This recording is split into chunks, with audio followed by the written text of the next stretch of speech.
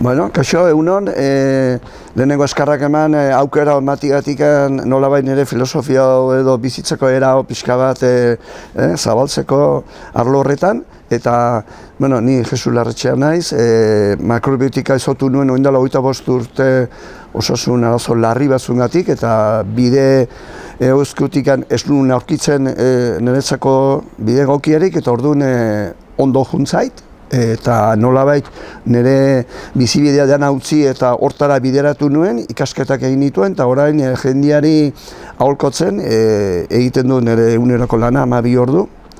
Eta hori da pixka bat nire egiten duten, eta orduan aukera hau eman diotenean erabaki dut etortzea, bat euskara delako eta bestea baita ere nolabait zanlako beste jende ezberdinakin, eta aukera nuen pixkat erakusteko ere nola orekatu gure bizitza honetan, nola ondo bizitzeko, osasuntsu bizitzeko, nola orekatu gure gorputza.